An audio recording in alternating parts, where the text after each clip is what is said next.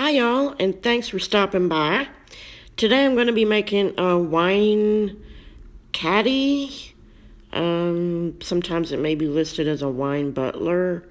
And I'm going to be using flakes with like a maroon colored mica powder.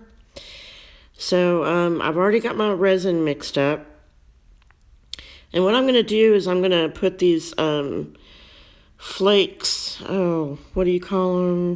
Not foil flakes, but I can't remember the term for them, but they're flakes. They come in gold, silver. I think this is like a rose gold. Anyway, so I've got my flakes in my cup. I stirred them up in the resin really well. And I'm going to be pouring that into all the molds. There's 2 coasters that are going to match the wine caddy.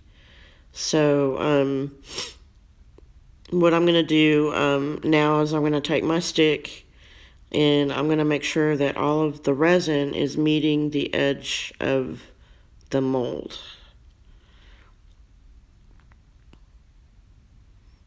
See my nappy head there.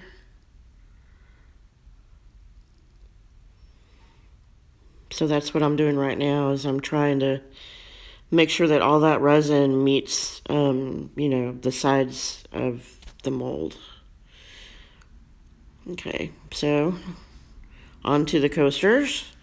And what I'm going to do is I'm going to pour the resin layers with the flakes in it, and then I'm going to let them sit for probably anywhere. This resin will be anywhere from 4, maybe 5 hours until it's like tacky to the touch. And then what I'll do is I'll come in with that maroon colored mica powder and pour that on top. Right here I'm explaining to y'all that if you sit your stick up when you're done with your project, that's a silicone cup. Stand your stick up, and when the resin cures, you can manipulate the bottom of the cup, and that resin will crack. It will come away from the cup, and you can, when you lift up your stick, it will lift up all of that resin that has accumulated in the bottom of your cup.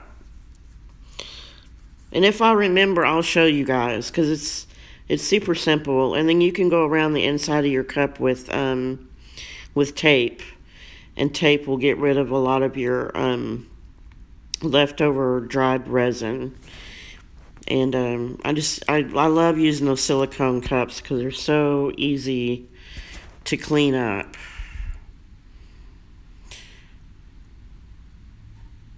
So I'm just taking my heat gun, and what I'm doing are 2 things. I'm popping the bubbles, and when you apply heat to resin, it will make it a lot more fluid.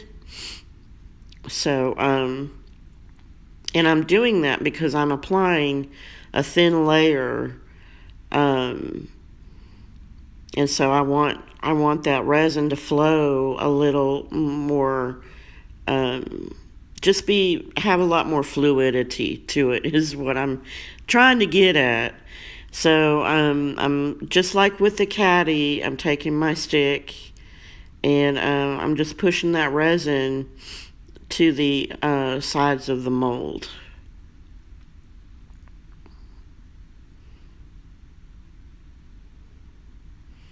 I got a little bit more, so I can go over to that side.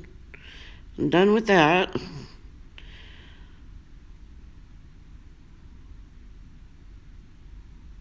I had to do a voiceover for this video because my original video was like 40 minutes long, and it's just like, oh, no. I don't want it to be that long. People nowadays their attention span isn't that long, so Anyway, right here I've got a baby wipe, and if you're like me, you get resin on your gloves and stuff, and you don't want to handle like your heat gun or your torch with sticky hands. And with the baby wipe, you can wipe off. I use plastic sticks. Right there is a wooden stick. Some people wipe off their wooden sticks. Now I don't, because some of the fibers in that cloth will get into that wood, and the next time you use that stick, those fibers can end up in your resin, and you don't want that. That would be a nightmare to try to pick all those out. So I'm going over it with my heat gun again just to, get out more bubbles, because when you go over resin once with a heat gun, that will not get rid of all your bubbles. You have to keep coming back to try to get all those bubbles out, because bubbles are not your friend. Okay, so my resin has cured. I didn't come back in like 4 or 5 hours. It was the next day when I came back.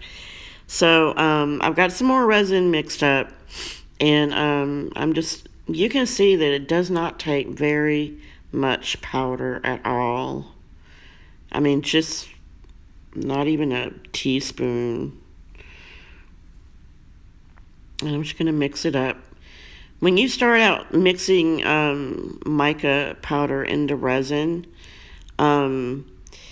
you want to start out slow, because that powder is so fine that if you just stick the stick in the resin and start mixing everything together, that powder is going to go everywhere. So this video has been sped up, so that's why you see me just go in and start stirring. But yeah, in real time, once you put your powder in your resin, you just want to start out slow, and then you can, start mixing it like normal. So I'm just going to pour it around. Fill up the mold. I want to fill up the mold because that's my last layer.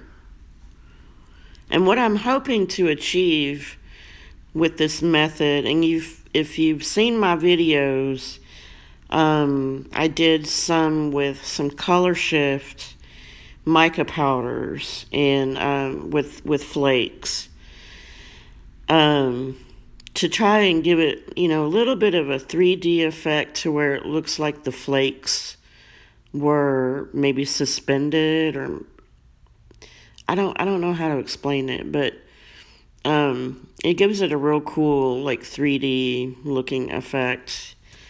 And I can tell you, maybe it's just because I'm just so used to looking at the projects where I've done this type of method. It looks okay. I can kind of see what I wanted to achieve. I can kind of see that, but I don't look at it and go, oh wow, look at that, they look like they're kind of floating around or like suspended, but maybe it's just me. I don't know.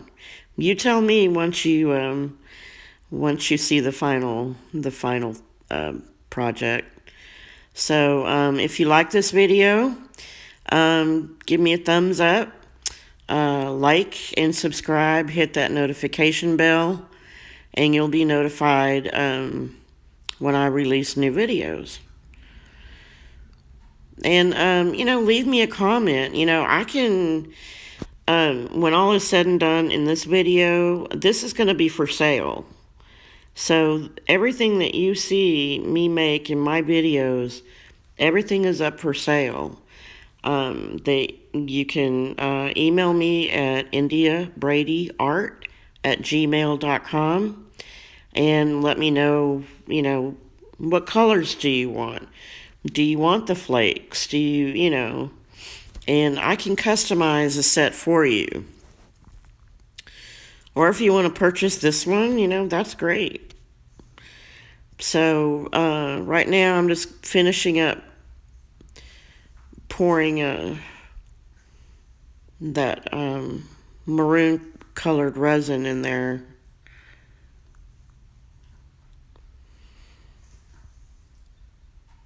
And the reason why I don't work with bigger cups, bigger cups, is because the small ones are just a lot easier for me to handle.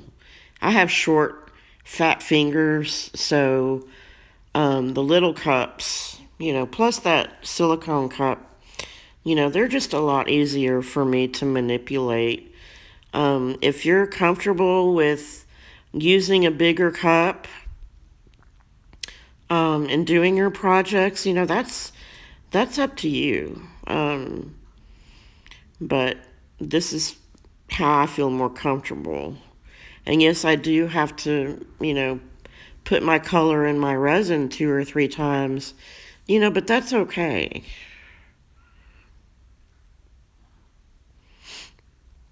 So I'm just going to fill these up.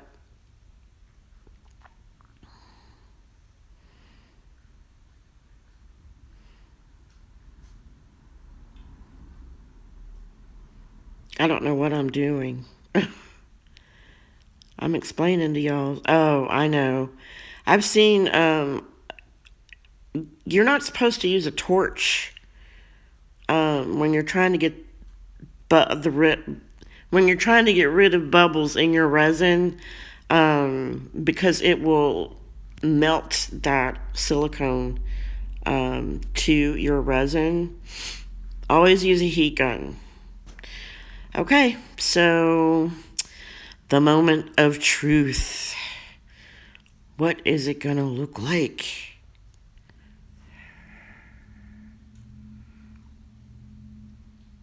And there we go.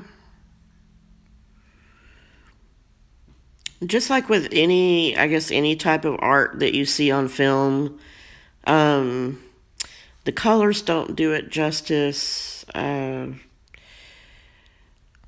Just the effect that I was trying to go for, you can't really tell it on film. So that's the coasters.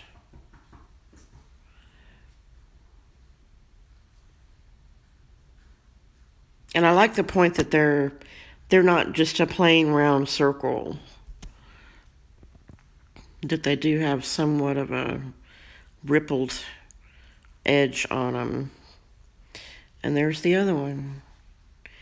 The backs of them, you saw before I demolded them. They were just plain old red. But yeah, and that mica powder has just teeny super microfine gold flakes in it. It's just so pretty. So I have a leafing pen that's a rose gold color. It's a Krylon leafing pen. And I'm just going to go around the top of the edge and go all the way around. Some artists like to color the whole, the whole edge.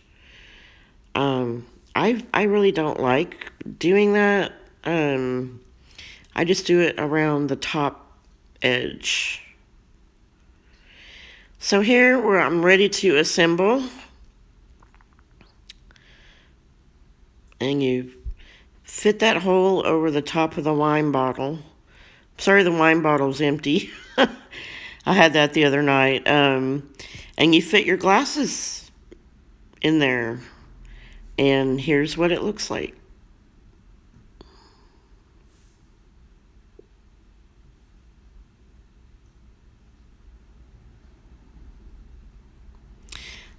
Until next time.